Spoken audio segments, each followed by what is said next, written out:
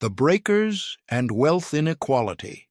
Standing atop the rocky cliffs of Newport, Rhode Island, overlooking the Atlantic Ocean's endless expanse, sits a monument to America's Gilded Age that continues to astonish visitors more than a century after its completion.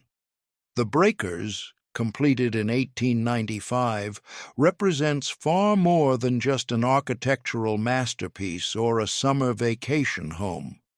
It stands as a physical manifestation of the staggering wealth inequality that defined late 19th century America. A 70-room Italian Renaissance palace built as a seasonal cottage where one family would spend barely 10 weeks each year.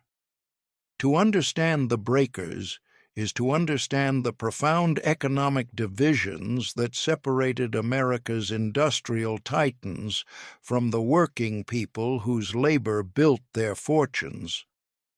The mansion's construction cost approximately $7 million in 1895 currency, equivalent to roughly $200 million today. Yet this astronomical sum represented merely a fraction of the Vanderbilt family's total wealth. While the Vanderbilt family entertained guests in gold-leafed ballrooms beneath painted ceilings imported from European palaces, the average American worker earned less than $500 annually, struggling to feed families in cramped tenement apartments that lacked basic sanitation. The contrast could not have been more stark or more troubling to those who witnessed it firsthand. The Breakers emerged during a period historians call the Gilded Age, a term coined by Mark Twain to describe the thin layer of gold covering the deep social problems festering beneath America's surface prosperity. Between 1870 and 1900, American industrial production increased by an astonishing 400%, creating unprecedented wealth that concentrated in the hands of a remarkably small number of families. The Vanderbilts, Rockefellers, Carnegies, and Morgans controlled resources equivalent to entire national economies, while millions of immigrants and rural Americans worked 12-hour days in dangerous factories and mines for wages barely sufficient for survival. Newport, Rhode Island, became the summer playground where these industrial monarchs displayed their wealth with shameless extravagance, competing to build ever more elaborate mansions they dismissively called cottages. The irony of this terminology was lost on no one, particularly the servants, craftsmen, and laborers who made these palaces function. The mansion itself sprawls across 138,300 square feet, featuring rooms designed by the most celebrated architects and artisans of the era. Richard Morris Hunt, America's first professionally trained architect and designer of the base of the Statue of Liberty, created a structure that deliberately evoked the grandest palaces of 16th-century Italy. Every detail proclaimed wealth and power, from the 45-foot-high Great Hall to the dining room where a single dinner party could cost the equivalent of several years' wages for a working-class family. The imported marble, the platinum leaf decorating the library ceiling, the intricate wood carvings created by European craftsmen brought specifically for this project, all testified to resources beyond most people's comprehension. Yet, perhaps most striking was the mansion's purpose. It served as a summer house used for only 2.5 months annually, sitting vacant and maintained by a skeleton staff for the remaining 9.5 months of each year. The wealth that built the Breakers came from America's railroad expansion, an industry that transformed the nation while creating enormous fortunes for those who controlled it. The Vanderbilt family's railroad empire employed hundreds of thousands of workers who laid tracks, operated trains, and maintained equipment under conditions that were frequently dangerous and always demanding. These workers lived in company towns, shopped at company stores, and often found themselves trapped in cycles of debt and dependency.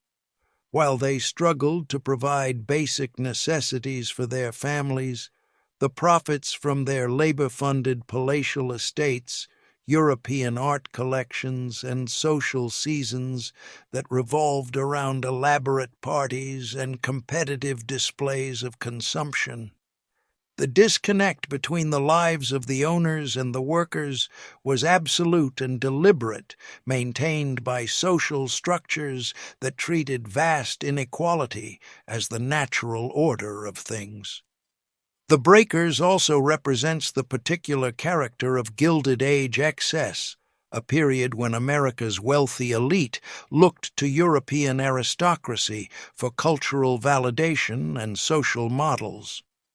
The Vanderbilts and their peers built French chateaux, Italian palazzos, and English manor houses along American coastlines, filling them with art and furniture purchased from impoverished European nobility.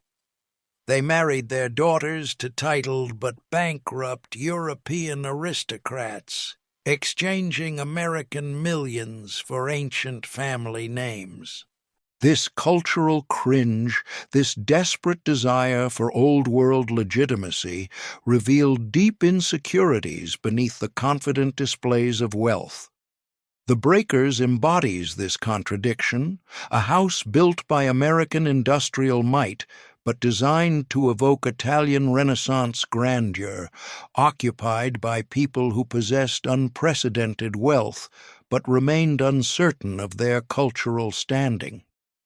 As we explore the story of the Breakers, we encounter not just a house or a family, but an entire economic system and social order that concentrated unimaginable wealth in few hands while millions struggled in poverty, a pattern that shaped America's development and continues to resonate in contemporary debates about wealth, power, and economic justice in American society.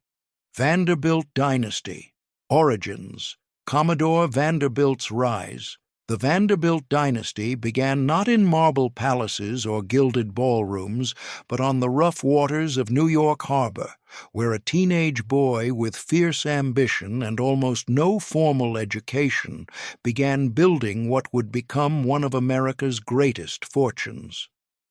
Cornelius Vanderbilt, born in 1794 on Staten Island to a poor farming family of Dutch descent, received almost no schooling and seemed destined for the same hard-scrabble existence as his ancestors.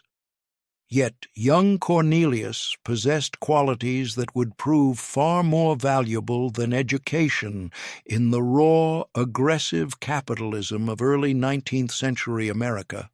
Ruthless determination, instinctive business cunning, physical courage, and an absolute willingness to destroy anyone who stood between him and profit. At age 16, he borrowed $100 from his mother to purchase a small sailing vessel, a periauger, and began ferrying passengers and cargo between Staten Island and Manhattan.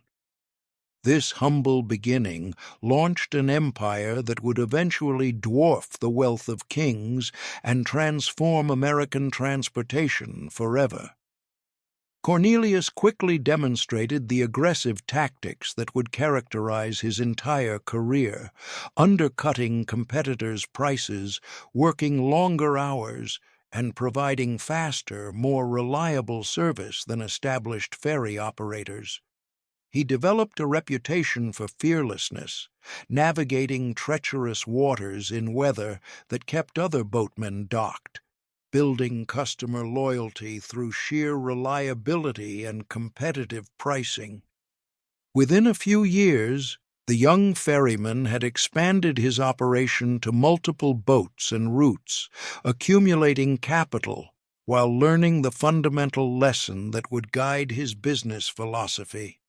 Competition was warfare, and in warfare, the ruthless prevailed over the scrupulous.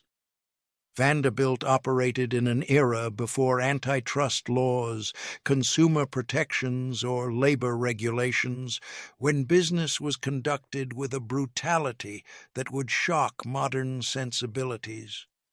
He embraced this environment completely, viewing business as a Darwinian struggle where only the strongest and most cunning survived. The War of 1812 provided Vanderbilt with his first major opportunity for expansion as he secured government contracts to supply military forts around New York Harbor, earning substantial profits while gaining valuable experience managing larger operations and dealing with institutional clients. After the war, he shifted focus from ownership to employment, recognizing he could learn more by working for others who operated on a larger scale. He spent the next decade working for Thomas Gibbons, who operated steamboat routes that challenged established monopolies. This period proved transformative for Vanderbilt as he mastered steamboat technology and management while observing firsthand the enormous profits available to those who controlled strategic transportation routes.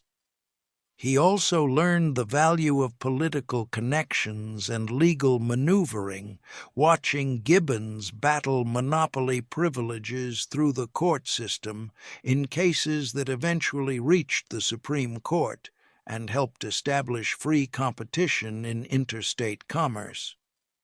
By 1829, Vanderbilt had accumulated enough capital and knowledge to return to independent operation, launching his own steamboat company that would eventually dominate Hudson River traffic and expand to Long Island Sound and eventually coastal routes reaching as far as Central America.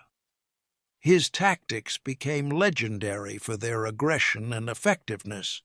When competitors refused to buy him out at his demanded price, he would slash rates below cost, operating at a loss he could sustain far longer than his rivals, driving them to bankruptcy or forced sales. When the California gold rush created demand for fast transportation to the West Coast, Vanderbilt established a route through Nicaragua that undercut competitors traveling around Cape Horn or across Panama, generating enormous profits while demonstrating his ability to operate on an international scale. His personal fortune grew to millions, while his reputation for ruthless business practices became equally large. Throughout these decades, Cornelius Vanderbilt remained a rough, unpolished man who spoke in the colorful profanity of sailors and working men who cared nothing for social graces or cultural refinement, and who viewed his wealthy peers' pretensions with contempt. He lived relatively modestly compared to his enormous wealth, focused on accumulating money rather than spending it, on crushing competitors rather than impressing society. His wife and children saw little of his wealth, as he maintained tight control over family finances and refused to indulge what he considered wasteful extravagance. This parsimony and cultural crudeness would create lasting tensions within the Vanderbilt family, as later generations sought the social acceptance and cultural refinement the Commodore, as he became universally known, actively despised. The Civil War marked Vanderbilt's transition from steamships to railroads, as he recognized that rail transportation represented the future of American commerce. At an age when most men considered retirement, Vanderbilt, now in his late 60s, began acquiring control of railroads connecting New York City to the Great Lakes and beyond. He consolidated competing lines, improved infrastructure, and eliminated waste with the same ruthless efficiency he had applied to steamboats. His New York Central Railroad became one of America's most profitable enterprises, and his personal wealth reached levels unprecedented in American history. When Cornelius Vanderbilt died in 1877 at age 82, his fortune exceeded $100 million, making him the richest man in America and one of the richest in the world. He left almost his entire fortune to his eldest son, William, explicitly disinheriting most of his other children and creating family bitterness that would persist for generations. The Commodore had built an empire, but the question remained whether his descendants could maintain it while transforming themselves from rough business warriors into refined aristocrats worthy of the palaces they would build. The Prince of American royalty, Cornelius Vanderbilt II, and his gilded dreams. In the summer of 1895, when the breakers rose like a palace from the cliffs of Newport, Rhode Island, it wasn't just another mansion being built. It was a statement, a declaration, a monument to the kind of wealth that most Americans couldn't even imagine. At the center of this opulent world stood Cornelius Vanderbilt II, a man born into extraordinary privilege, yet burdened by the crushing weight of his family's expectations and his own relentless social ambitions. Cornelius was born in 1843, the grandson of the legendary Commodore Cornelius Vanderbilt, a man who had clawed his way up from Staten Island ferry operator to become one of the wealthiest men in America through railroads and shipping. But young Cornelius didn't grow up scrambling for pennies or fighting in the cutthroat world of business like his grandfather. He was born with a silver spoon in his mouth, educated at Yale, groomed from childhood to manage an empire. Yet this privilege came with a price. The Vanderbilt name meant power, yes, but it also meant you were always being watched, always being judged, always expected to prove you were worthy of the fortune you inherited. Unlike his younger brother Willie, who embraced excess and scandal with open arms, Cornelius was the responsible one, the dutiful son, the man who actually worked for the family business. He joined the family's railroad empire and worked his way up through actual positions, not just ceremonial titles. He became chairman of the New York Central Railroad, managing the vast network of steel rails that connected America's growing cities. While Willie threw lavish costume balls and courted controversy, Cornelius projected an image of respectability, of a man who took his responsibilities seriously. But here's where the story gets fascinating. Cornelius married Alice Claypool Gwynn in 1867, a woman from a respected but not extraordinarily wealthy family. Alice had different ambitions than her husband. She didn't just want to be rich. She wanted to be royalty. In the rigid social hierarchy of Gilded Age America, wealth alone wasn't enough to open the doors of the old Knickerbocker families who had ruled New York society for generations. These families, with names like Astor and Van Rensselaer, looked down their noses at the Vanderbilts as nouveau riche, as common people who had gotten lucky in business but lacked the breeding and refinement of true aristocracy. This rejection burned Alice deeply, and she pushed her husband to do something about it. The Vanderbilts needed to prove they weren't just rich, they were cultured, sophisticated, and worthy of respect. They needed to show that they could live like European nobility, that they could create beauty and grandeur that would make even the old families envious. And so began their quest for social acceptance, a quest that would culminate in the construction of the breakers. Cornelius worked punishing hours managing the railroad empire. He suffered from chronic stress and exhaustion, his health declining as he tried to satisfy both his business obligations and his wife's social ambitions. In 1887, he suffered a severe stroke that partially paralyzed him. He was only 43 years old. Doctors said he needed rest, relaxation, a break from the pressures that were killing him. But instead of slowing down, Cornelius and Alice decided to build the most magnificent summer cottage Newport had ever seen. The original breakers had burned down in 1892, and rather than simply rebuild, they commissioned Richard Morris Hunt, America's most prestigious architect, to create something unprecedented.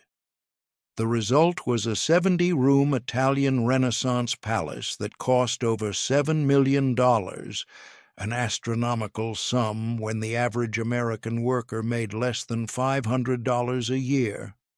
While thousands of workers labored in factories for pennies an hour, Cornelius spent fortunes on marble imported from Italy, alabaster from Africa, and craftsmen brought from Europe to create ceilings covered in genuine gold leaf.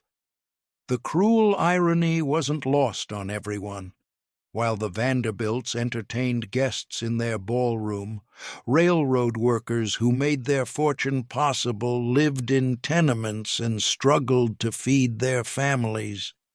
The very workers who laid the tracks, who risked their lives in dangerous conditions, who made the Vanderbilt empire possible, could never dream of setting foot in a place like the breakers except as servants. Cornelius himself seemed to understand this contradiction on some level.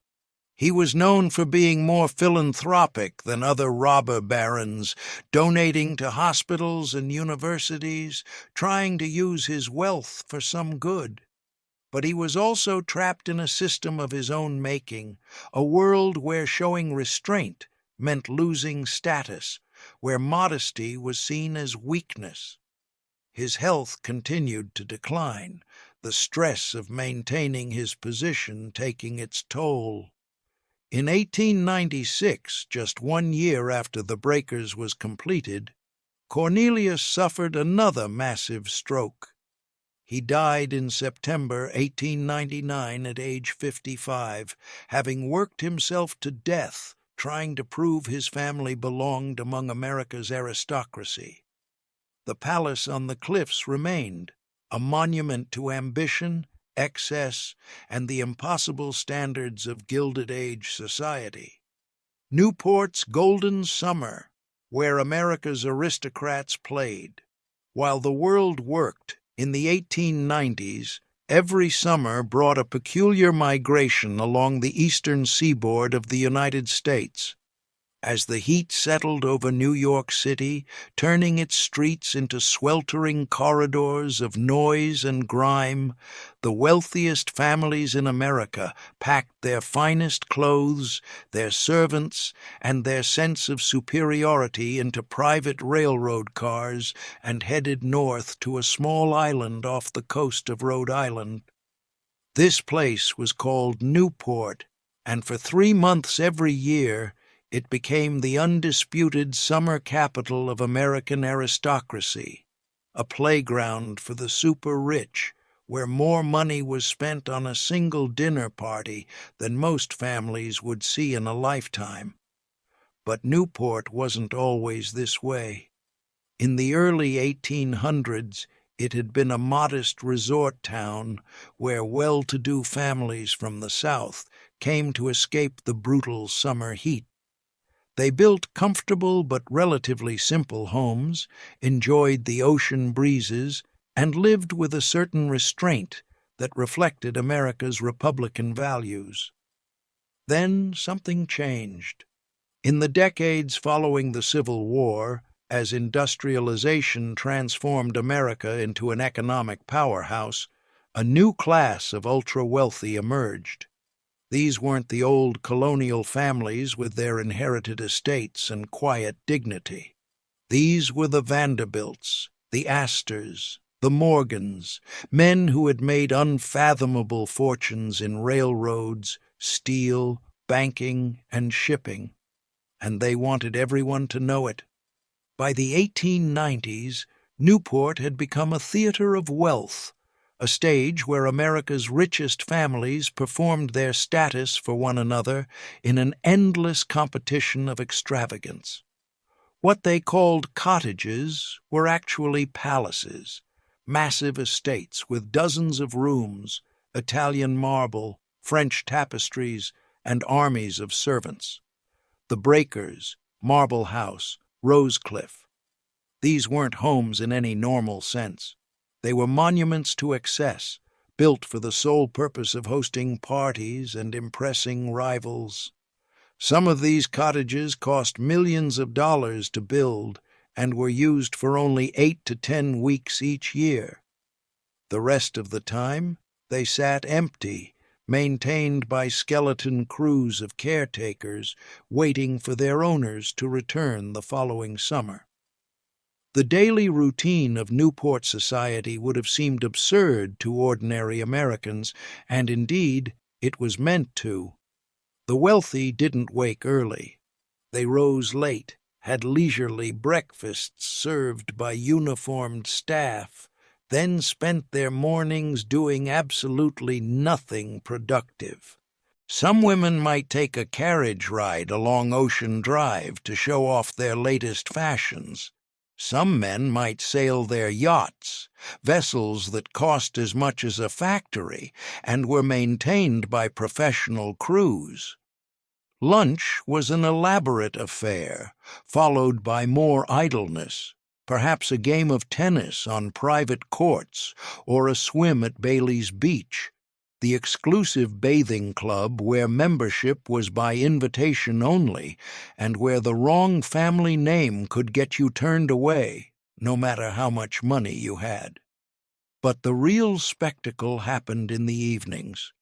This was when Newport truly came alive, when the competition for social dominance reached its fever pitch.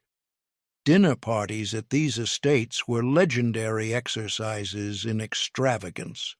Hostesses competed to see who could serve the most exotic foods, the rarest wines, the most elaborate table settings. Stories circulated of dinners where cigarettes were wrapped in $100 bills, where guests were given precious jewels as party favors, where the flowers alone cost more than a worker's annual salary. Mrs. Stuyvesant Fish once threw a dinner party for her dog, complete with a formal place setting and a diamond collar worth thousands of dollars.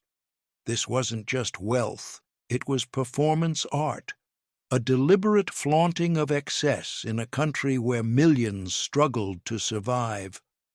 The people who made this lifestyle possible were mostly invisible.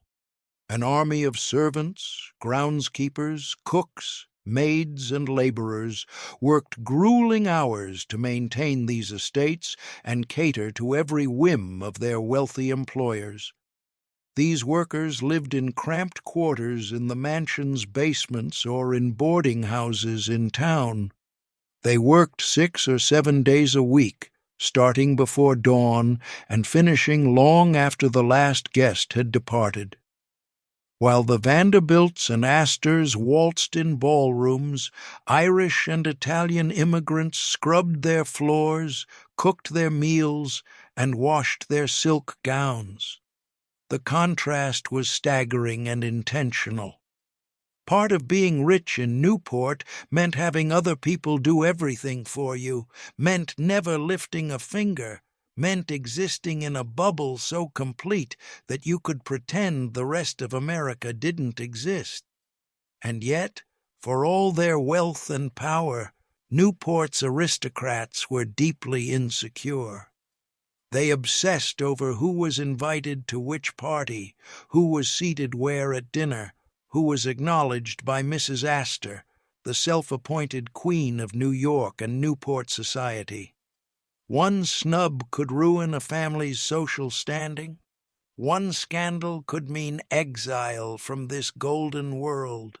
They had everything money could buy, but what they wanted most was something money alone couldn't purchase: acceptance, respect, the feeling that they belonged to a genuine aristocracy rather than just being extraordinarily lucky in a capitalist free-for-all. So they built bigger houses, threw more lavish parties, and pretended they were royalty in a country that had rejected kings.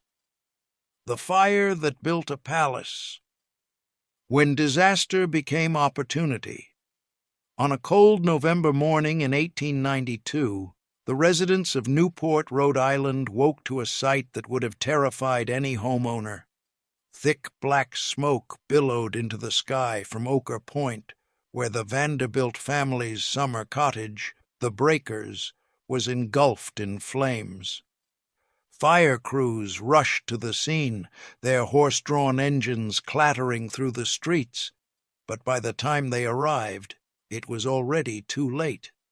The fire had taken hold with a fury that seemed almost supernatural, consuming room after room, floor after floor, turning one of Newport's grandest estates into a roaring inferno. Servants fled with whatever they could carry. Valuable paintings and furniture were dragged onto the lawn, and Cornelius Vanderbilt II watched helplessly as his summer retreat burned to the ground. But here's the thing about the Gilded Age aristocracy. For them, even disaster could become opportunity, and what seemed like a catastrophe would soon become the excuse for building something far more extravagant than what had been lost. The original Breakers hadn't even belonged to Cornelius initially. It had been built in 1878 by Pierre Lorillard IV, a tobacco magnate, in a style that was impressive for its time, but relatively modest compared to what would come later. Cornelius had purchased it in 1885, seeing it as a suitable summer residence for his growing family and his wife Alice's social ambitions. The house was large and comfortable, with beautiful views of the Atlantic Ocean, spacious rooms for entertaining, and all the amenities a wealthy family could want. For a few years, it served its purpose well. The Vanderbilts spent their summers there, hosting parties, receiving guests, and participating in Newport's elaborate social season. But the fire changed everything. As investigators sifted through the ashes trying to determine the cause, speculation ran wild. Some said it started in the basement where defective wiring had sparked. Others whispered about careless servants or perhaps even deliberate arson, though no evidence ever supported such claims. The most likely culprit was the heating system, a complex network of pipes and boilers that were prone to malfunction, especially in the off-season when the house sat largely unoccupied. Whatever the cause, the result was the same. The Breakers was gone, reduced to a blackened shell and piles of smoking rubble. For most people, losing your home to fire would be a devastating tragedy, a financial disaster that might take years to recover from. But Cornelius Vanderbilt II wasn't most people. He was one of the richest men in America, chairman of the New York Central Railroad, heir to a fortune that generated more money in a single day than most families would see in a generation. The loss of the breakers was certainly inconvenient and perhaps emotionally painful, but financially, it barely made a dent in his wealth. And more importantly, his wife Alice saw the fire not as a tragedy, but as a golden opportunity. Alice had always felt that the original breakers, nice as it was, didn't truly reflect the Vanderbilt family's position at the pinnacle of American society. It was comfortable, yes, but it wasn't spectacular. It didn't make people gasp in awe. It didn't inspire envy and admiration in equal measure.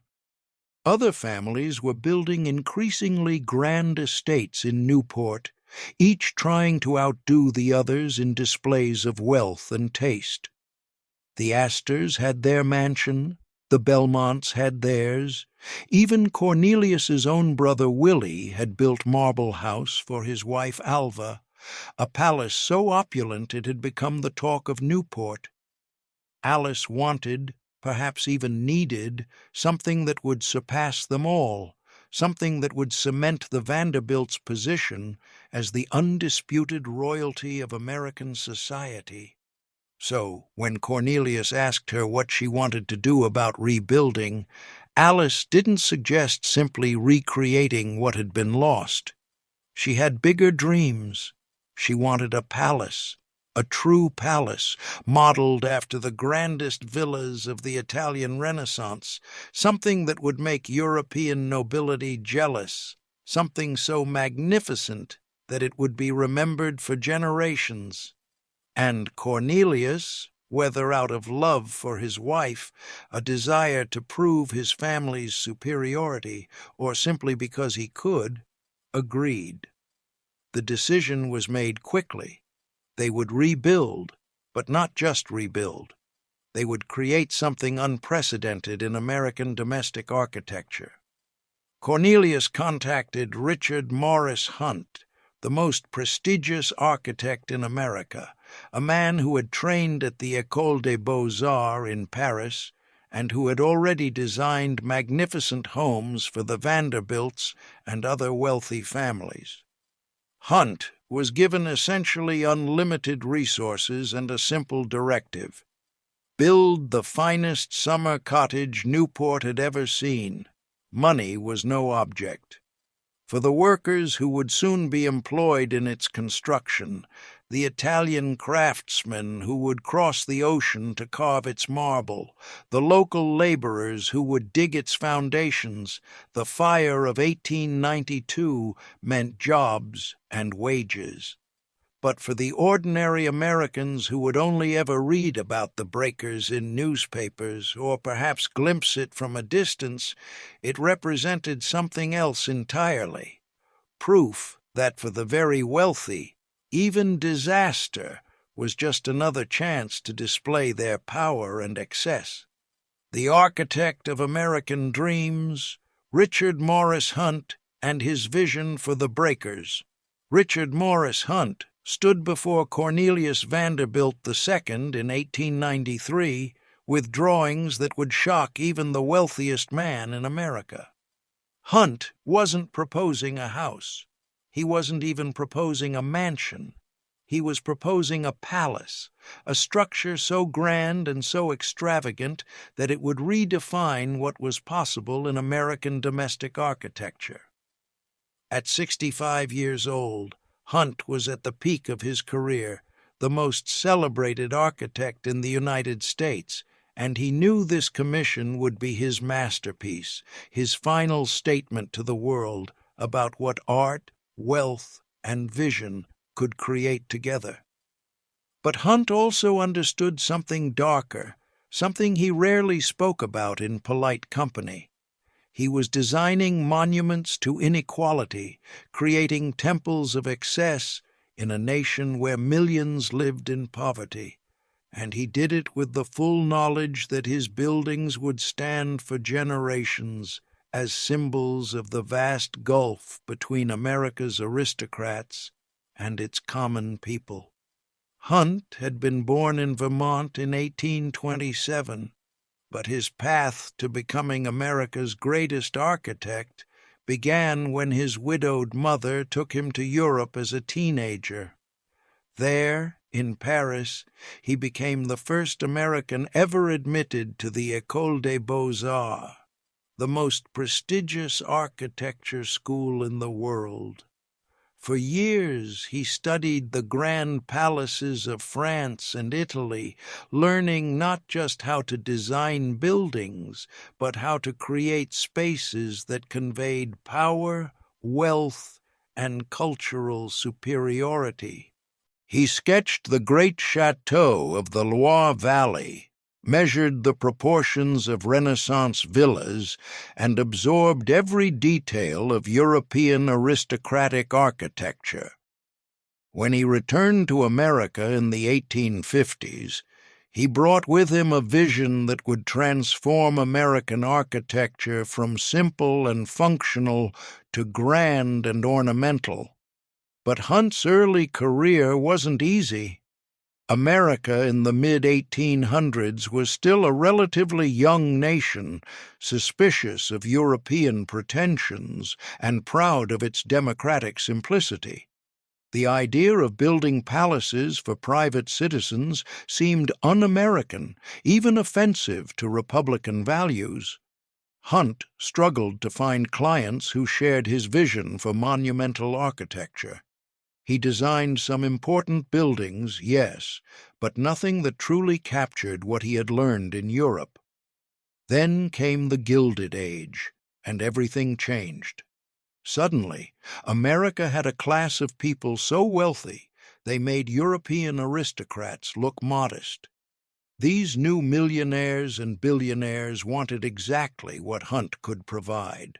Buildings that announced their status, that separated them from common people, that made them feel like royalty in a country without kings. Hunt found his perfect patrons in the Vanderbilt family. He had already designed several projects for them, including Willie Vanderbilt's massive chateau on Fifth Avenue in New York City.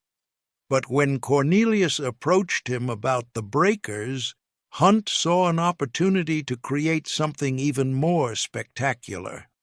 The location was perfect, perched on cliffs overlooking the Atlantic Ocean in Newport, where America's wealthiest families competed each summer to outdo each other in displays of opulence. The budget was essentially unlimited. Cornelius told Hunt that money was no object, that he should design the finest summer residence in America, perhaps in the world.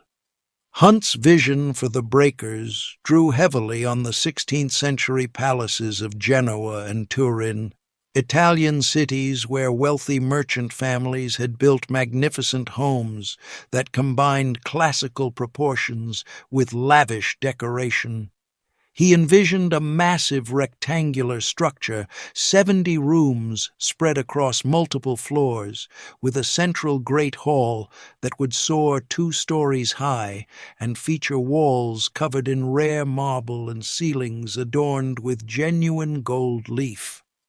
Every room would be a masterpiece, designed not for comfort or practicality, but for spectacle, for impressing guests, for displaying wealth so vast it seemed almost incomprehensible. But Hunt understood the practical challenges, too. The original breakers had burned down in 1892, so this new palace had to be fireproof. Hunt designed it with a steel frame, the same technology being used in the new skyscrapers rising in American cities, but hidden beneath layers of stone and marble so visitors would never see the modern engineering. He insisted that the mansion be built almost entirely of stone, marble, and other non-flammable materials. Even the interior decoration would use metal, plaster, and tile rather than wood wherever possible. This wasn't just a palace. It was a fortress against the kind of disaster that had destroyed the original building. Hunt also made another crucial decision that revealed both his genius and his understanding of the times. He insisted on importing European craftsmen to do much of the specialized work. Italian stonecutters would carve the marble, French artisans would create the gilded ceilings, and European decorators would design the intricate details that would make the breakers extraordinary. This decision meant that even the construction of the breakers became a statement about class and expertise. American workers, the very people whose labor in Vanderbilt's railroads had created the fortune paying for this palace, were deemed insufficiently skilled for the finest work. They could dig foundations and haul materials, but the real artistry would come from Europe. Hunt died in 1895, just as the breakers neared completion. He never saw his final masterpiece fully finished, but he had created exactly what he intended, a building that would stand for generations as a monument to Gilded Age excess, a palace that proved America's aristocrats could rival any European nobility in grandeur and extravagance. Building the palace, blood, sweat, and marble in the construction of the breakers. In the spring of 1893, an army of workers descended upon a rocky cliff in Newport, Rhode Island. They came by the hundreds at first, then by the thousands, transforming a quiet corner of America's most exclusive summer resort into a massive construction site that would operate without pause for 2 full years. These were the men who would build the breakers, Cornelius Vanderbilt, the second 70-room palace, and their story is one that history has largely forgotten. While architects and wealthy patrons received the glory, it was these laborers, nearly 2,000 of them at the project's peak, who hauled the marble, mixed the mortar, climbed the While architects and wealthy patrons received the glory, it was these laborers, nearly 2,000 of them at the project's peak, who hauled the marble, mixed the mortar, climbed the scaffolding, and risked their lives to create a monument to someone else's wealth. They worked in conditions that would shock modern sensibilities for wages that barely kept their families fed, building a house they would never be invited to enter except through the servant's door. The first crews to arrive were the excavation teams, rough men with strong backs who spent weeks digging into the rocky coastal soil, creating foundations deep enough to support the massive weight of the palace that would rise above. This was brutal work, done mostly with picks, shovels, and wheelbarrows, since modern earth-moving equipment barely existed. The men worked 10 to 12 hours a day, 6 days a week, in all weather. When it rained, the excavation sites became mud pits that sucked at their boots and made every shovelful twice as heavy. When summer heat arrived, they sweltered under the sun with no shade, no breaks, except for a brief lunch, and water that came from barrels that sat warming in the heat. They earned perhaps $1.50 to $2 per day, if they were lucky. That sounds like almost nothing now, and even then it wasn't much. A skilled craftsman might make $3 or $4 daily, but these excavation workers were considered unskilled labor, easily replaceable, and they were paid accordingly. Once the foundations were ready, the real construction began, and this is when the workforce expanded dramatically. Richard Morris Hunt's vision required materials from around the world. Marble came from Italy, shipped across the Atlantic in the holds of cargo vessels, then transported by rail to Newport and hauled by wagon to the construction site. Alabaster arrived from Africa. Rare woods came from European forests.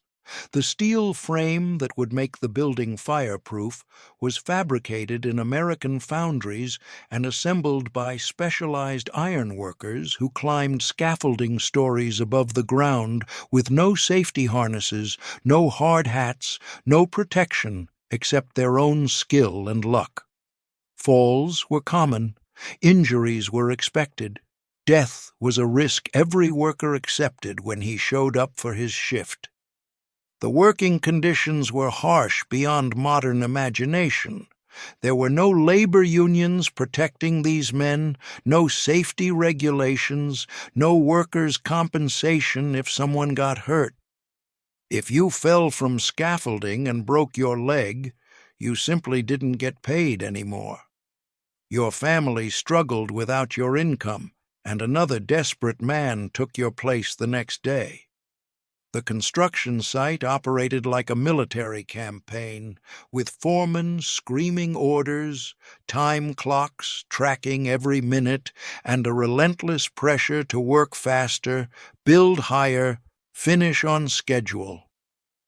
Cornelius Vanderbilt wanted his palace ready for the 1895 summer season, and Richard Morris Hunt's reputation depended on meeting that deadline, so the workers were pushed to their limits and sometimes beyond. The Italian craftsmen who arrived to do the specialized marble work occupied a strange position in this hierarchy of labor. They were paid more than American workers, sometimes significantly more, because their skills were rare and valued. They carved intricate designs into marble columns, created decorative friezes, and installed the elaborate stonework that would make the breakers spectacular. But they also faced discrimination and resentment from local workers who saw them as foreigners taking jobs that should go to Americans. The Italians lived in segregated boarding houses, spoke their own language, kept to themselves, and sent much of their earnings back to families in Italy. They were essential to Hunt's vision, but were never truly welcomed into the community. The contrast between the workers' lives and the luxury they were creating was almost obscene.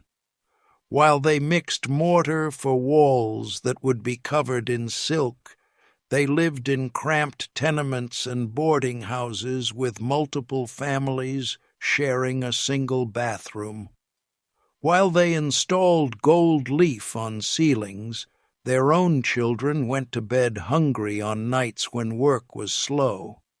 While they carved marble for a ballroom that would host parties costing more than they would earn in a lifetime, they wore the same threadbare clothes day after day and owned almost nothing of value. The workers could see exactly what they were building, could understand that this palace would be used for only 8 or 10 weeks each year by people who owned multiple other mansions, and yet they had no choice but to keep working because their families depended on those meager wages. By the time The Breakers was completed in 1895, those 2,000 workers had created something genuinely magnificent, a building that still astonishes visitors more than a century later. But the official histories rarely mention their names, their injuries, their sacrifices. The credit went to Richard Morris Hunt, the architect who died before seeing his masterpiece finished, and to Cornelius Vanderbilt, the man whose money made it possible, while the men who actually built it disappeared back into obscurity. Rooms of gold and marble, inside the Breakers' Temple of Excess. When guests first entered the Breakers in 1895, they stepped into a space designed to overwhelm the senses and humble the spirit. The great hall rose before them like the interior of a cathedral, soaring 50 feet to a ceiling covered in genuine gold leaf and painted with allegorical scenes of clouds and cherubs.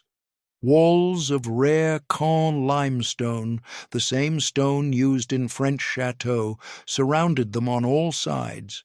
Massive columns of red marble stretched upward, supporting arches decorated with intricate carvings that had taken Italian craftsmen months to complete. This wasn't an entrance hall in any normal sense. This was a throne room, a space designed to announce immediately and unmistakably that you had entered a realm of wealth beyond ordinary comprehension. And here's what made it even more extraordinary. This spectacular room, this masterpiece of marble and gold, was used primarily for guests to remove their coats and wait before being escorted deeper into the mansion. It was a space for transition, for passing through, and the Vanderbilts had spent a fortune on it that exceeded the total lifetime earnings of everyone who would ever work for them. Beyond the great hall lay the dining room, and if the entrance was designed to impress, the dining room was designed to dominate. This was where the Vanderbilts demonstrated their power most explicitly, where they hosted the elaborate dinner parties that were the centerpiece of Newport's social season. The room measured 42 feet long and 28 feet wide, with walls of rose-colored marble from the same Italian quarries Michelangelo had used centuries earlier. Two massive crystal chandeliers hung from a ceiling covered in gold and decorated with painted panels showing Aurora, the goddess of dawn. The fireplace was so large a grown man could stand inside it, carved from a single piece of marble and decorated with figures representing the 4 seasons. Around a table that could seat 34 guests, the Vanderbilts and their carefully selected visitors would consume meals that cost more per plate than their servants earned in a month, served on china and silver worth a fortune, while footmen in formal livery attended to their every need. But perhaps the most telling room in the breakers was the billiard room, because this space revealed how the Vanderbilts thought about luxury and masculinity. While the other rooms drew inspiration from French and Italian palaces, the billiard room was different, designed in the style of an English manor house with dark wood paneling, leather furniture, and a massive fireplace. This was Cornelius's private retreat, where he and his male guests could smoke cigars, drink brandy, and play billiards away from the ladies. The ceiling was covered in delicate plasterwork that mimicked carved wood, and the walls featured elaborate oak and mahogany panels imported from Europe. What made this room particularly absurd was its singularity of purpose. The Vanderbilts had dedicated an entire room, larger than most people's entire homes, with decoration costing tens of thousands of dollars purely for playing a game. The billiard table itself was a masterpiece of craftsmanship, with rare woods and ivory inlays, probably worth more than a working family's house. And this room, like the dining room and the great hall, would sit empty and unused for most of the year, maintained by servants, heated and cleaned and preserved for the few weeks when the family was actually in residence. The library completed this tour of excess with a slightly different flavor of extravagance. If the billiard room was about masculine recreation and the dining room about social display, the library was meant to suggest culture, refinement, and intellectual sophistication. The walls were lined with built-in bookcases made of Circassian walnut, a rare wood with a distinctive grain pattern that made it extraordinarily expensive. The ceiling featured elaborate plasterwork and painted panels. Comfortable chairs upholstered in fine leather invited reading and contemplation. But here's the irony that wouldn't have been lost on cynical observers. Many of the books that filled those expensive shelves were bought by the yard, selected not because anyone in the Vanderbilt family wanted to read them, but because they looked impressive.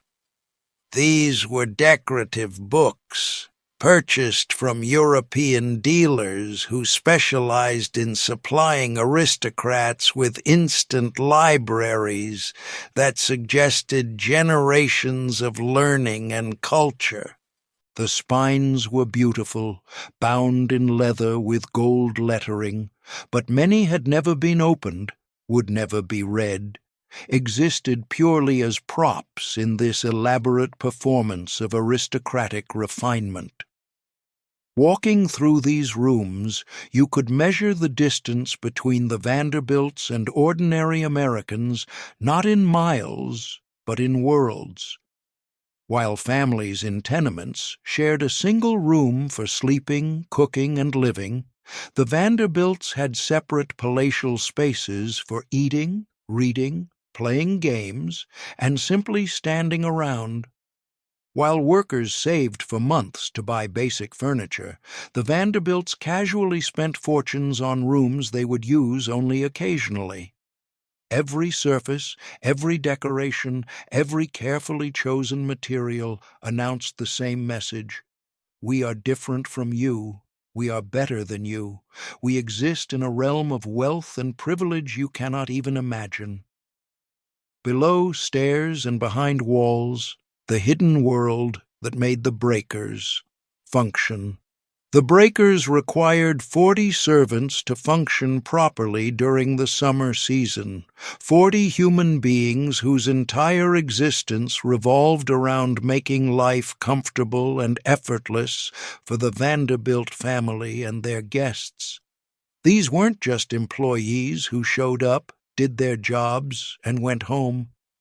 They lived in the mansion in cramped quarters, hidden away in the attic and basement, sleeping in small rooms with minimal furniture, sharing bathrooms, existing in a parallel world that occupied the same building but might as well have been on a different planet. The architectural genius of the breakers wasn't just in its grand public spaces. It was in how completely it separated the served from the servants, creating a system where wealthy guests could spend days in the mansion without ever having to acknowledge the small army of workers who made their comfort possible. Hidden staircases, concealed doorways, and service corridors allowed servants to move through the house like ghosts, appearing only when needed, vanishing the moment their task was complete. The servant hierarchy at the breakers reflected the rigid class system of the entire society in miniature. At the top stood the butler, a dignified figure who managed the male staff and oversaw the formal service in the dining room. He earned perhaps $60 to $80 per month, decent money for the time, and enjoyed a small private room and a certain status among the staff. Below him came footmen, valets, and under-butlers, each with specific duties and their own place in the pecking order. On the female side, the housekeeper ruled supreme, managing chambermaids, laundresses, and kitchen staff. She controlled access to supplies, enforced discipline, and reported directly to Mrs. Vanderbilt on household matters. Then came ladies' maids, who attended to Mrs. Vanderbilt and her daughters, positions of relative privilege that still required working 16-hour days and being available at any moment, day or night. At the bottom of this hierarchy labored the scullery maids and kitchen workers, mostly young immigrant girls who earned perhaps $15 to $20 per month for backbreaking work that started before dawn and ended long after the family had gone to bed. The technology that filled the breakers represented the cutting edge of modern convenience. But here's the cruel irony. Most of this technology existed not to reduce the need for servants, but to make the lives of the wealthy even more comfortable while keeping servants even more invisible. The mansion featured a sophisticated heating system with coal-fired boilers in the basement that fed radiators throughout the house, allowing the Vanderbilts to enjoy perfectly controlled temperatures in every room. But someone had to shovel that coal, maintain those boilers, and clean out the ash. Grueling work done by the lowest-ranking male servants in conditions that were hot, dirty, and dangerous. The house had electrical lighting throughout, a luxury most Americans wouldn't enjoy for decades, with switches that allowed the Vanderbilts to illuminate or darken rooms with a casual flick of their fingers. But behind the walls ran miles of wiring that had to be maintained, and servants still carried oil lamps for their own use in the service areas because installing electric lights in servant quarters was considered an unnecessary expense. The kitchen represented perhaps the starkest illustration of this technological divide. It was equipped with the finest commercial-grade stoves imported from Europe, capable of producing elaborate multi-course meals for dozens of guests simultaneously. There were ice boxes, mechanical dishwashers, and specialized equipment for every culinary task imaginable. But the people who worked in this kitchen endured conditions that were medieval. The heat from those magnificent stoves made summer days in the kitchen almost unbearable, with temperatures reaching well over 100 degrees. Cooks and kitchen maids worked standing on hard stone floors for 12 or 14 hours at a time, their hands raw from washing dishes and preparing food, their faces flushed from the constant heat, while just beyond the kitchen door, the Vanderbilts and their guests enjoyed perfectly chilled drinks and complained if the soup wasn't quite the right temperature.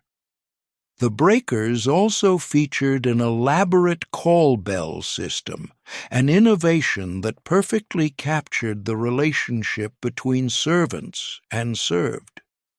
Throughout the mansion, in every bedroom and sitting room, small buttons connected to electric bells in the service areas. When a Vanderbilt or their guest wanted something, anything at all, they simply pressed a button, and somewhere in the servants' quarters a bell would ring, indicating which room required attention. A servant would immediately drop whatever they were doing and hurry through the hidden corridors to answer the summons, often for trivial requests like adjusting a window shade or bringing a glass of water. This system allowed the wealthy to command service without the indignity of having to raise their voices or seek out a servant personally, reducing human beings to the status of appliances that could be activated with the push of a button. The class divide at the breakers extended even to basic human dignity. Servants entered and exited through separate doors, used separate staircases, and were forbidden from making eye contact with family members unless directly addressed. They worked when sick, stood for hours when their feet ached, and smiled politely while enduring casual rudeness from people who saw them as barely more than furniture. And all of this, the 40 servants and the technology and the hidden corridors, existed to serve a family who occupied this massive palace for only 8 to 10 weeks each year. Voices of dissent, when America began to question its aristocrats. While the Vanderbilts sipped champagne in their 70-room palace overlooking the Atlantic, a different kind of storm was gathering across America. By 1895, the year The Breakers was completed, the stark inequality of the Gilded Age had become impossible to ignore, and voices of criticism were growing louder, angrier, and more organized. Newspaper editors wrote scathing editorials about the excess of Newport's summer colony.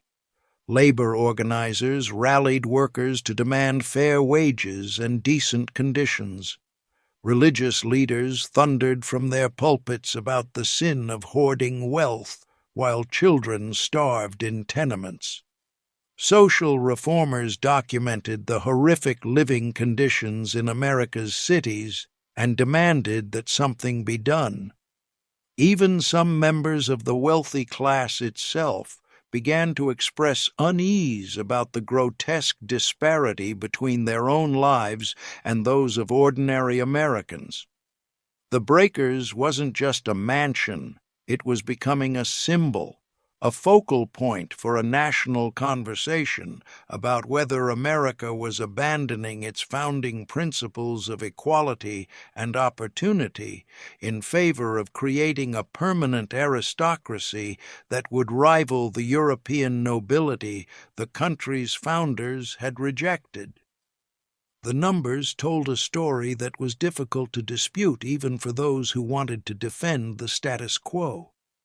In 1890s America, the richest 1% of the population controlled more wealth than the bottom 90% combined. Men like Cornelius Vanderbilt earned more in a single day from their investments than their railroad workers made in an entire year of dangerous, back-breaking labor. The average American factory worker brought home perhaps $400 to $500 annually, working 10 to 12 hours a day, 6 days a week, often in conditions that were unsafe, unhealthy, and degrading. Meanwhile, a single dinner party at the Breakers might cost $5,000 or more, an amount that represented 10 years of wages for a working family. When newspapers reported that Mrs. Vanderbilt had spent $7 million building a summer cottage that would be used for only a few weeks each year, readers who were struggling to pay rent or feed their children had every right to feel outraged. The criticism came from multiple directions and took many forms. Labor leaders like Samuel Gompers of the American Federation of Labor argued that the concentration of wealth in so few hands was choking the life out of American democracy. How could working people have any real political power when the wealthy could buy politicians, influence newspapers, and use their money to crush any reform movement that threatened their interests? Gompers and others like him organized strikes and protests, demanding 8-hour workdays, safer working conditions, and wages that would allow families to live with dignity rather than merely survive. When railroad workers struck against the Vanderbilt lines, they weren't just fighting for better pay, they were challenging the entire system that allowed one family to live like royalty. Social reformers like Jacob Riis documented the appalling conditions in New York's tenements with photography and written accounts that shocked middle-class Americans who had no idea how the other half lived. Riis described families of 8 or 10 people living in single rooms with no ventilation, no sanitation, and barely enough food to survive.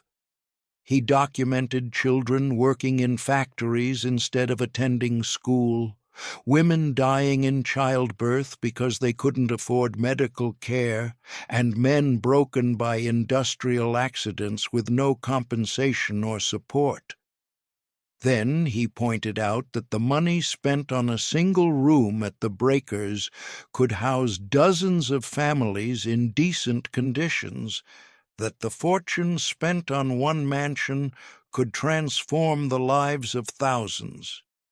This wasn't just criticism, it was moral accusation, suggesting that the wealthy weren't just living differently from ordinary Americans, they were actively complicit in the suffering of the poor. Religious leaders added their voices to this chorus of dissent, invoking biblical teachings about wealth, charity, and social responsibility. Ministers preached that it was easier for a camel to pass through the eye of a needle than for a rich man to enter heaven, and they made clear they were talking about the Vanderbilts and Astors and other robber barons who built palaces while ignoring the suffering around them. The social gospel movement, which gained significant influence in the 1890s, argued that Christianity required more than personal piety. It demanded social justice, fair treatment of workers, and a more equitable distribution of wealth. These religious critics hit a nerve because they challenged the wealthy on moral grounds that were harder to dismiss than economic arguments. Even some newspapers that generally supported business interests began questioning whether the Gilded Age had gone too far. Editorial writers pointed out that excessive inequality was dangerous, that it bred resentment and social instability, that it threatened the very fabric of American democracy. They noted that revolutions had begun in other countries when the gap between rich and poor became too extreme, and they warned that America might face similar upheaval if something didn't change. When the breakers opened, these critics saw it not as an architectural triumph, but as evidence of a system that had become fundamentally corrupt, where money flowed upward to a tiny elite, while millions struggled in desperate poverty. The palace on the cliff became a lightning rod for every complaint about inequality, every frustration with a system that seemed rigged in favor of those who already had everything. The Widow's Palace, Alice Vanderbilt, and the decades after Cornelius. On September 12, 1899, just 4 years after the breakers was completed, Cornelius Vanderbilt II died at his New York home at the age of 55. The man who had worked himself to exhaustion managing the family's railroad empire, who had suffered debilitating strokes in his 40s, who had spent millions building a palace to cement his family's social position, was gone. His death made headlines across America, not just because he was one of the wealthiest men in the country, but because it seemed to confirm what critics had been saying all along, that the relentless pursuit of wealth and status exacted a terrible price even from those who succeeded. Cornelius had inherited a fortune, expanded it, built monuments to his success, and died decades before his time, worn out by stress, responsibility, and the crushing weight of maintaining his position at the pinnacle of American society. But while Cornelius's story ended in 1899, the story of the breakers was just beginning, because his widow Alice would live for another 35 years, transforming from the ambitious society wife into the imperious Dowager Queen of Newport, maintaining the palace with an iron will and using it as her personal stage for asserting social dominance until her final days. Alice Gwynne Vanderbilt was only 53 years old when Cornelius died, still vigorous, still ambitious, and now in complete control of a massive fortune and the social position she had spent decades cultivating. While some widows of the era might have retreated into mourning and seclusion, Alice did the opposite. She embraced her role as the grande dame of Newport society, opening the breakers each summer with even more elaborate parties and entertainments than she had hosted when Cornelius was alive. Without a husband to defer to, without anyone to moderate her instincts toward extravagance and display, Alice became more imperious, more demanding, more insistent on the rigid social hierarchies that gave her power and meaning. The breakers became her kingdom, and she ruled it like an absolute monarch for more than 3 decades. The world was changing dramatically. The early decades of the 20th century brought World War I, the income tax, the rise of labor unions, women's suffrage, prohibition, and a gradual erosion of the social structures that had made the Gilded Age possible. The old certainties were crumbling. Other wealthy families began to view their Newport cottages as expensive anachronisms, white elephants that cost fortunes to maintain and seemed increasingly out of step with modern America.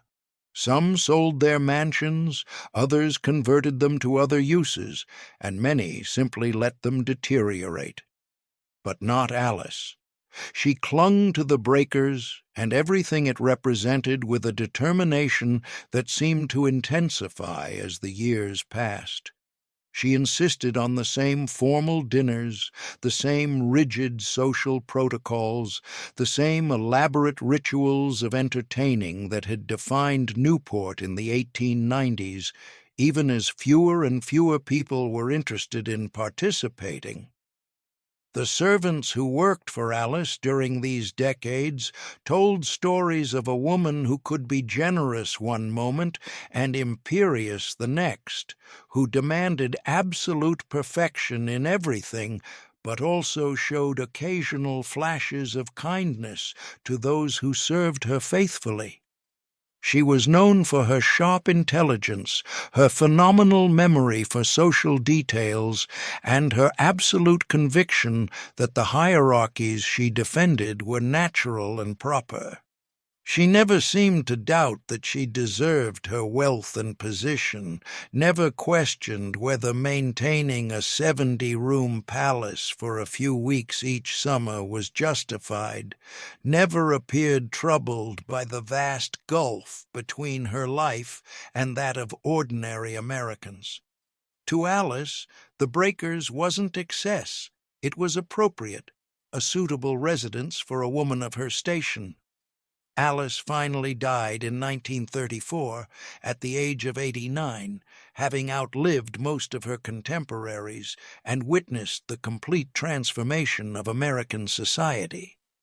The Gilded Age she had known and loved was long gone, replaced by a world of automobiles, movies, jazz music, and a middle class that had no patience for aristocratic pretensions. The Great Depression was ravaging the country, millions were unemployed and desperate, and the idea of maintaining a palace like the breakers seemed more obscene than ever. Yet Alice had persisted until the end, maintaining her mansion and her standards, a relic from another era, who refused to adapt or retreat, determined to preserve her little kingdom on the cliffs of Newport for as long as she drew breath. From private palace to public monument, the breakers' transformation. By the time World War II ended in 1945, the breakers had become a problem that the Vanderbilt family could no longer ignore. The magnificent palace that had cost $7 million to build in 1895, that had symbolized the peak of Gilded Age excess, that had been maintained with 40 servants and unlimited resources for decades, was now a massive financial burden in a world that had fundamentally changed. Alice Vanderbilt had died in 1934, and her daughter, Countess Gladys Szechenyi, inherited the estate. But Gladys lived mostly in Hungary with her husband and had neither the desire nor the resources to maintain the mansion as her mother had. Property taxes alone consumed tens of thousands of dollars annually. Maintenance costs were astronomical. The heating bills during winter could bankrupt a small business, and perhaps most importantly, there was no longer any social reason to keep it. The Newport summer season that had justified these palaces was dead, killed by the Depression, the war, and a cultural shift that made such ostentatious displays of wealth seem not just excessive, but morally wrong. The Vanderbilt family faced a dilemma that many old wealthy families confronted in the post-war era. They owned a building that was historically significant and architecturally magnificent, but completely impractical as a private residence.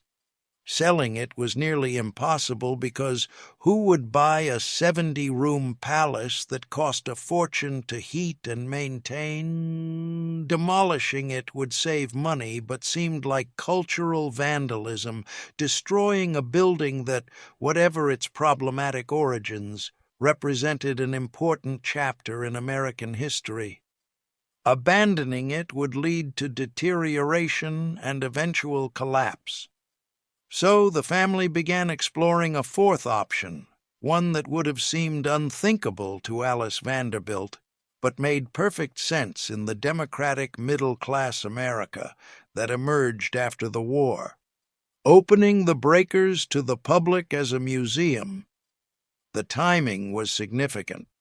The late 1940s marked a moment when Americans were beginning to look back at the Gilded Age with a mixture of fascination and horror, trying to understand how their grandparents' generation had tolerated such extreme inequality. The robber barons who had built these palaces were all dead now, and their children and grandchildren seemed more like historical curiosities than threatening aristocrats. Walking through history, what the breakers means to America today. Every year, more than 400,000 people from around the world climb the steps of the breakers, pay their admission fee, and walk through rooms that were designed to exclude people exactly like them. They come from every background imaginable: teachers and truck drivers, students and retirees, families saving up for a special vacation, and wealthy tourists who can afford to visit multiple countries in a single trip. They stand in the great hall with their smartphones raised, photographing the gold-leafed ceiling and marble columns, and they try to comprehend what it meant that one family built this palace for 8 weeks of summer vacation while millions of Americans struggled to survive. The breakers today is many things simultaneously: a stunning architectural achievement, a historical artifact, a tourist attraction, and perhaps most importantly, a mirror that forces us to confront uncomfortable questions about wealth, inequality, and what kind of society we want to be. The conversations visitors have as they move through these ornate rooms reveal as much about our current moment as they do about the Gilded Age. The modern visitor experience at the breakers is carefully designed to balance appreciation with critical analysis.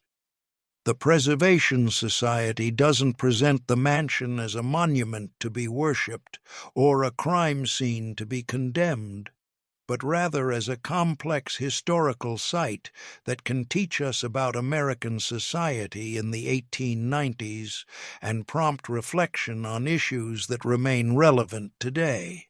The audio tours and guided presentations acknowledge the extraordinary craftsmanship and artistic vision that went into creating the building, while also providing context about the economic conditions that made such extreme displays of wealth possible. Visitors learn that while the Breakers was being constructed, the average American worker earned about $500 per year.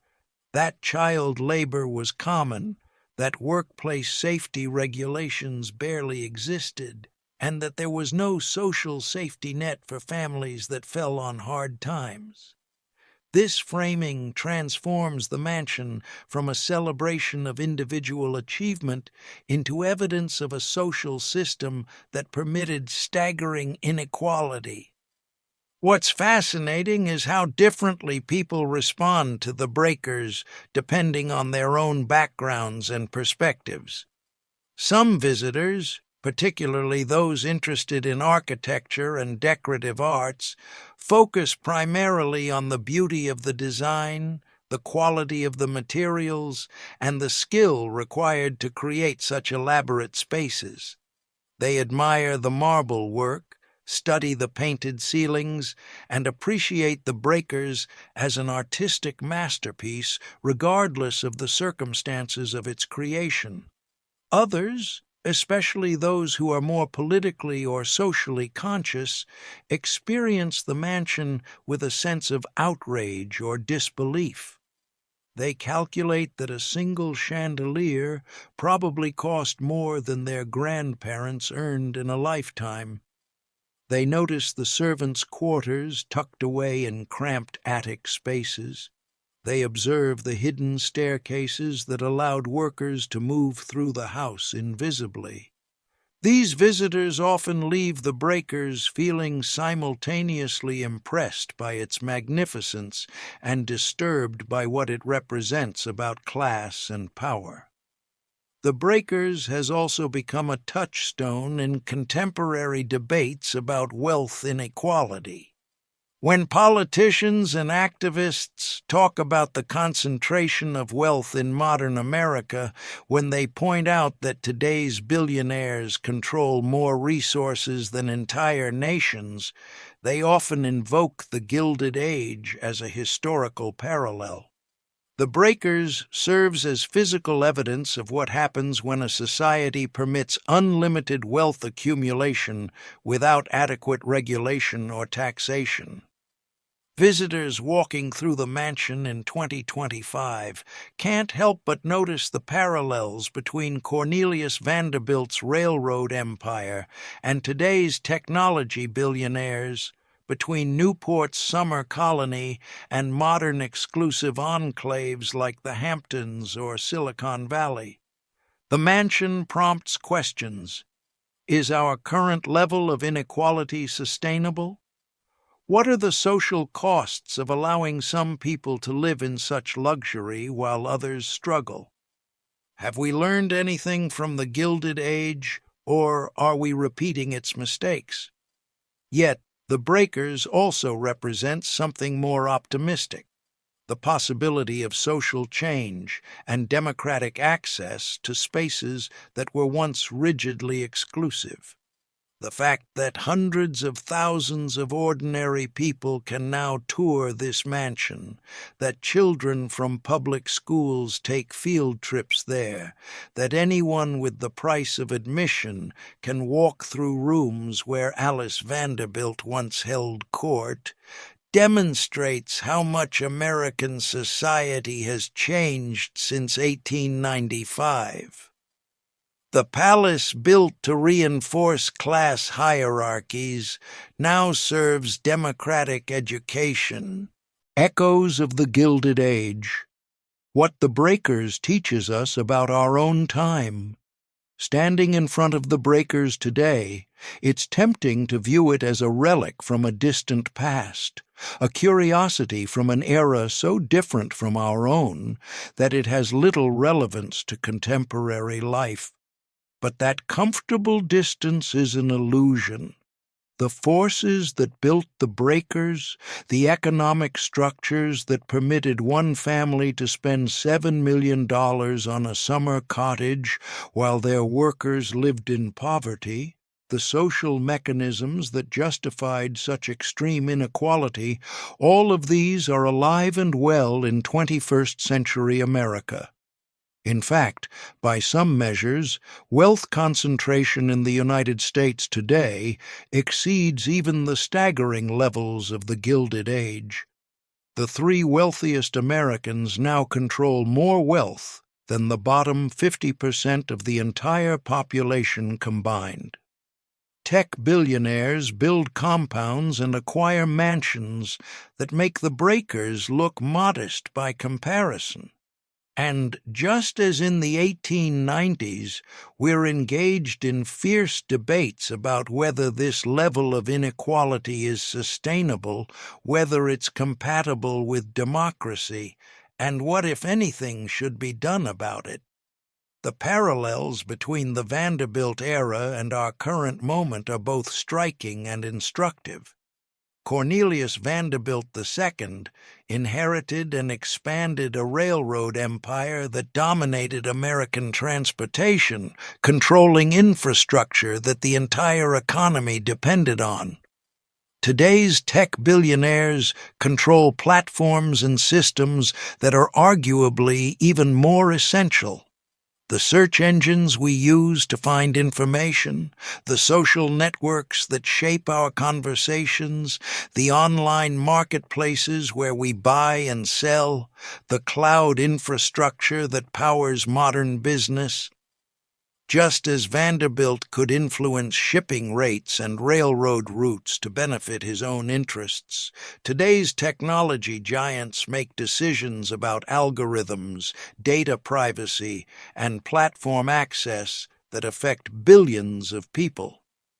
The scale is different, the industry is different, but the fundamental dynamic of concentrated private control over essential public infrastructure remains remarkably similar. The question of what wealthy people owe to society has also returned with renewed urgency. During the Gilded Age, the prevailing philosophy among the rich was that they had earned their fortunes through superior talent and effort, and they were free to spend that money however they wished. Some, like Andrew Carnegie, embraced philanthropic duties and built libraries and universities. Others, like the Vanderbilts, focused on personal luxury and social competition. Today, we see the same range of responses. Some billionaires sign giving pledges and fund charitable foundations, while others buy sports teams, build space programs, or acquire social media platforms. But here's the critical question. The Breakers forces us to confront. Is voluntary philanthropy enough, or does extreme wealth concentration itself represent a structural problem that charity cannot solve? When one family can build a 70-room palace while millions lack adequate housing, does it matter how generous that family chooses to be with their surplus wealth? The Breakers also offers lessons about how societies respond to inequality when it becomes extreme. The Gilded Age eventually gave way to the Progressive Era, a period of reform that brought antitrust laws, labor protections, progressive taxation, and regulations designed to curb the excesses of unbridled capitalism. These reforms didn't happen automatically or peacefully. They emerged from decades of labor organizing, political activism, investigative journalism, and social movements that demanded change. The mansions of Newport, including the Breakers, played a role in catalyzing this reform movement precisely because they made inequality visible and undeniable. When newspapers published photographs of these palaces alongside images of tenement conditions, the contrast was so stark that even moderate Americans began questioning the system. Today, social media serves a similar function, allowing instant comparison between the lifestyles of billionaires and the struggles of ordinary people, creating a visual record of inequality that's hard to ignore or justify. Yet, The Breakers also reveals the limits and complexities of historical progress. Yes, we implemented reforms after the Gilded Age that created a more equitable society for several decades, but many of those reforms have been weakened or reversed in recent years. Union membership has declined dramatically. Tax rates on the wealthy are far lower than they were in the mid-20th century. Labor protections have eroded. The social safety net has been cut. And as a result, we find ourselves once again in a second Gilded Age, with levels of inequality that earlier generations thought they had solved.